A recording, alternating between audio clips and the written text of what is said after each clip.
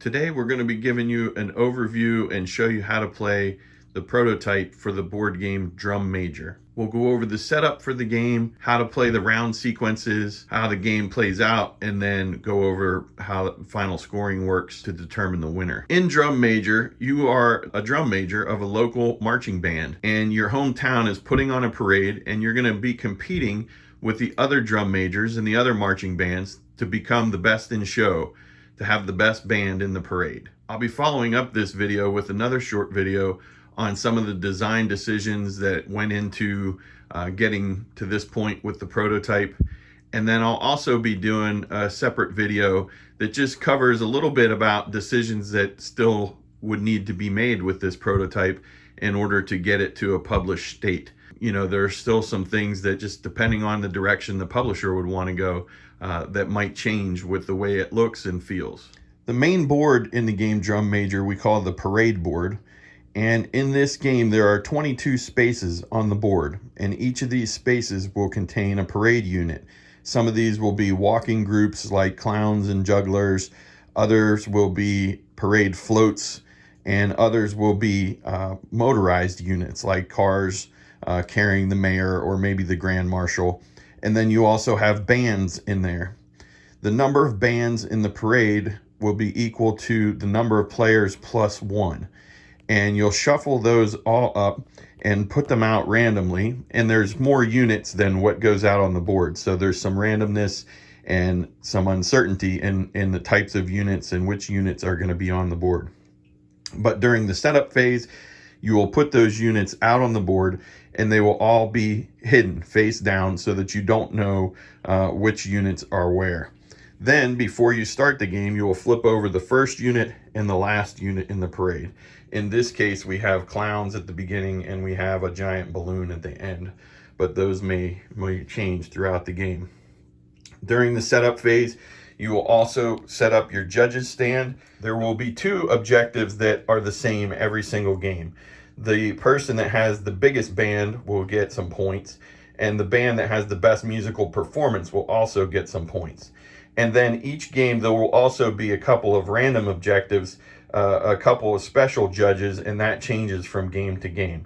So in this setup, one of the judges is a tuba fan, the John Philip Sousa bonus, and the band with the most tubas will get a bonus. And the other is the Prof. Hutch bonus, which pays homage to one of the band directors from Grambling University. And it has the band with the most signature style will get some bonus. At the beginning of the game, there are different bins for each of the types of music notes, and there's also a place on the board to put the style cubes that you'll draw from. At the beginning of the game, each player will also get a player board and a player aid. This player aid is two-sided. The first side explains all the different actions in the game, which after you play a game or two, you probably don't even need this because it's pretty intuitive and you get to learn it. The second side of the game explains the different colors of the dice, which instruments they stand for, and gives you a couple reminders and definitions for things that might help you. But again, once you play the game a couple times, you probably don't really need this player aid. At the beginning of the game, players will each select a song that their band is going to play in the parade, and they will also select a signature style card. Now, the signature style card does not really impact scoring. It's just something that people can pick something that they think is cool, something special about their band. Each player will also receive two director's objectives. So these are the things that your band director wants you to achieve, and you will get to pick which one you want to keep. So these are long-term objectives, and typically they will be hidden during the game so that other players don't know what you're trying to go for. But for purposes of this demonstration, we'll put them up. And then the last thing, and the major mechanism here, is that each player gets a deck of 20 action cards. And every player's deck is going to be the same, but these cards will be shuffled randomly so that they will come up in a different order. But this is the major thing that you're going to be using throughout the game to take your turns. One other setup item at the beginning of the game, the player who last played a musical instrument gets the whistle, so they will be player number 1. And also you take the number of dice out of the bag times 3 for each player. So in this case, we're set up for a 3-player game, so you would have 9 dice rolled in the band room. For now, we're just using the lid of the box as our band room, but we'll discuss that and options for that in the other video. Each of the dice, as I mentioned before on the player aid, represents a different type of instrument in the parade. So the black dice are woodwinds, the white dice are percussion, yellow dice are trumpets, blue dice are tubas, trombones are pink, and then there's a red wild dice that can be used in any slot on your band. And throughout the game, what you're going to be doing is you're going to be drafting those dice to build up the sections of your band. So if you take a 5 percussion and you put that in the percussion slot, that's like adding 5 drummers to your band. And at the end of the game, that will contribute to the biggest band bonus. So let's go through and I'll show you how a couple of turns play out. So the first thing we do on a turn, and in this case, the blue player is player number 1. The blue player is going to pick any unit on the board and they're going to flip over that unit. And this is going to serve as sort of the timer for the game, because once every single unit on the board is flipped over, that will be the same time that the player's decks run out. So each player is going to play every single card in his deck eventually. And at the end of the game, they will be out of cards and all the units will be flipped over on the board. And that represents the start of the parade. And the start of the parade is actually the end of the game, because that's when you'll go to final scoring and you'll see who has the best band.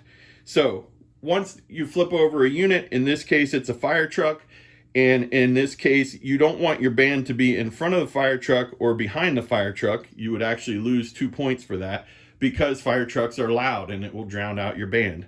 So there are some points scoring on the board in the game depending on the position of your band in the parade lineup.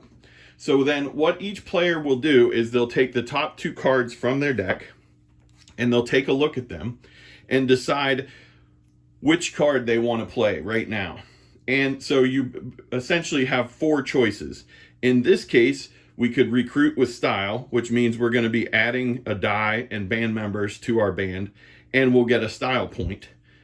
We could play the claim a band action, but in fact, right now, that's not an eligible action because there are no bands showing on the board. So I can't actually play that right now.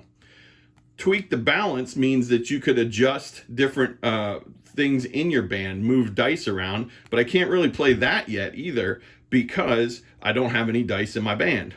And then music practice allows me to take some music notes here and will help me get the best musical performance at the end of the game. I would add the music notes to my music sheet, and the player with the most music notes on their sheet at the end of the game will have the best musical performance. So really right now my decision is going to be down to these 2.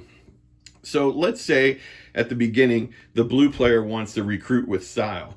Then their choice with this card is, do I put it back on the top of my deck, which means I'll have it available again on my next turn, or do I bury it at the very bottom of my deck, which means I'll have it available to me later in the game. And in this case, because this tweak the balance, I think what I'll do is bury it on the bottom of my deck. So then once I get my band started to build, I'll have this available option to then make some changes to the band later on in the game. Okay. So once each player has decided what they're going to do on this turn, the players are all going to flip their cards over at the same time and simultaneously reveal what their choice was. And then each player in turn order will take their action. So the blue player went ahead and added a style cube. Their special signature style is showmanship.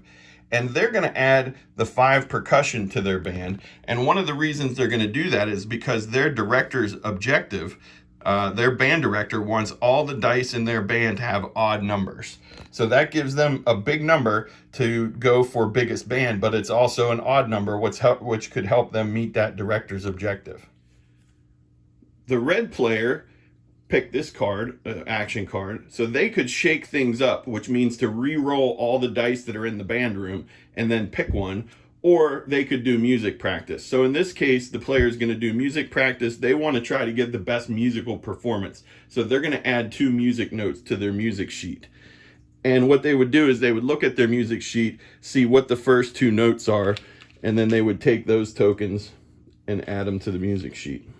The yellow player decided to go for the number 2 tuba die because remember, one of the judges is looking for the band with the most tubas, and there were no other tuba dice currently in the band room. So they figured they'd go ahead and grab that too.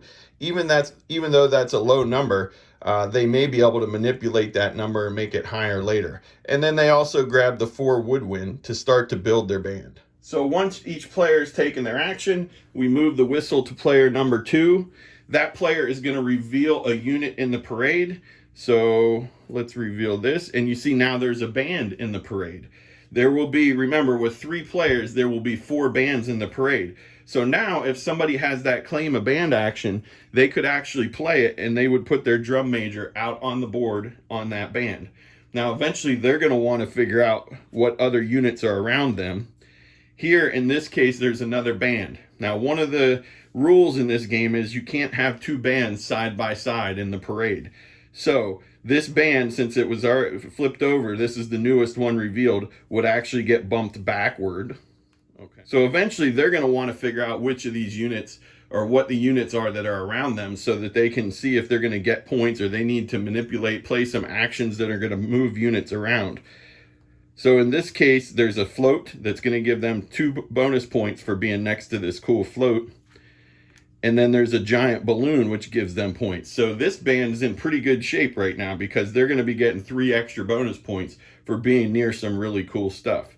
But as the game moves on, these units will be revealed and players will continue to take actions.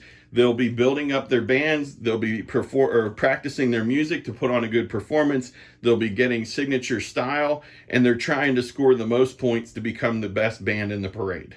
Okay, we're going to fast forward here till the end of the game, and I kind of slid everything over to make it a little easier to see everything. But once all the units are revealed on the game board and all of the players have played through their entire deck of actions, that's when the parade starts and we do scoring. So you're going to score points for a number of things in this game. First, you're going to look at the number of complete files in your band, and that's represented by these little stars. The files are the columns, and for each of the first 2, you're going to get 2 points, and then for the third one, you're going to get 3 points. So in this case, the blue player would score 4 because they have 2 complete columns. The red player would score 7, and the yellow player would also score 7. Similarly, you'll get points for completed ranks, which are the rows. Now, the blue player has none because they didn't complete any of the rows. The red player also has none, so they're getting 0 points for that. And the yellow player will get 2 points because they have 1 complete rank. Then you're going to add up the total number of pips on each of the dice in each band, and that's going to allow you to determine who has the biggest band. In this case, the red player has 53 members of their band, the yellow player has 48, and the blue player has 29. So the red player would get 10 points for having the biggest band, the yellow player would get 4, and the blue player would get 2 for having the smallest band. So once you score the band points, you go to the music points. And similarly, you're going to get points for each bar of music that you complete. You'll get 2 points for each of the first 2 bars, and then 3 points for each of the ones after that. So in this case, the blue player completed 2 bars or 2 rows of music, which would be 4 points. The red player will get 2 points, and the yellow player will get 4 points. As far as the best musical performance, the blue player has more music notes. They've done more practice, so they're going to have the best musical performance. They would get 10. The yellow player has the second most, so they would get 4. And the red player has the least amount of music notes. They did the least amount of practice, so they would only get 2 points. Once you score the band and the music, you look at the style points. In this case, the blue player has the most style, their showmanship. They have 6 style cubes as 6 points. The red player has 4, and the yellow player has 3. So those are just straight points. Then we're going to flip over to the board and we're going to look at the lineup points. You can see the blue player here is behind the clowns and in front of a float, but they don't get any extra points based on where they're lined up in the parade. The yellow player is behind the horses, which is not a place you want to be if you're in a marching band in a parade. So they're losing 2 points from that, but they're in front of the Grand Marshal, and you get a bonus point for being by the Grand Marshal. So they would get a total of -1 in lineup points. And then the red drum major is in front of a really cool float and behind a giant balloon. So they're going to get a total of 3 points based on their lineup. Now let's look at our other two judges. The John Philip Sousa bonus for the most tubas is going to be going to the yellow player because they have the most blue dice. If you total up those pips, you see 11, 12, 13, 15 tubas in that band. The blue player has 4 tubas, and the red player has no tubas at all. They have a wild die in there, the red 4, which counts as brass, but it doesn't count as any specific instrument. So in this case, the yellow player would get 6 points for that bonus, the blue player would get 3, and the red player would get 0 because they didn't even qualify for that bonus. They had no tubas in their band. As far as the Prof. Hutch bonus, the blue drum major went big time for style, so they're going to get bonus points for that, 6 additional bonus points. The red player will get 3, and the yellow player will get 1. Finally, we're going to look at the band director objectives. For the blue band director, their director wanted all the dice in the band to have odd numbers, which they do, so they'll get 4 points for that. They wanted to have music with at least 4 completed quarter notes, which they had that, which is 7 points. And then the band has more wild dice than any other player. Well, they only have 1 wild die, and there are at least the yellow band has 2 and the other band has 1. So they did not achieve that. So the blue drum major would get 7 bonus points from their director for achieving 2 out of the 3 objectives. For the red player, all band ranks have an equal number of dice. That's true because there's the same number of dice in each row. Band style points are more than the player ahead of them in the parade lineup. So if you look at the parade lineup, the band that is ahead of the red player is the yellow player. And if we flip back to the style points, red does actually have more style than yellow, so they're going to get some points for that. And then band has more percussion members than the player seated on your left. To the left of the red player was the yellow player, and you can see he has 16 percussion, and the yellow player only has 6, so they did in fact achieve that. So the red player achieved all of their director's objectives and would get 10 bonus points. Let's look at the yellow player. Band is adjacent to 2 walking groups in the parade lineup. Let's take a look back at yellow.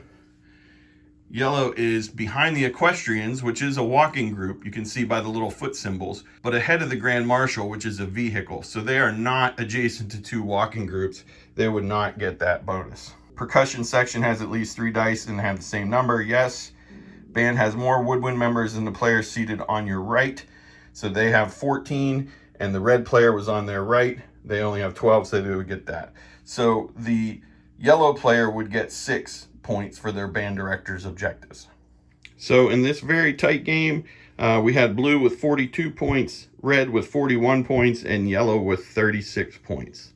And that's essentially how you play Drum Major. You're going to use your deck of 20 action cards to draft dice, to practice your music, which is sort of a set collection mechanism. You're going to gain style point cubes, and you're going to jockey for position on the parade lineup board to try to score the most points and be the best band in the parade.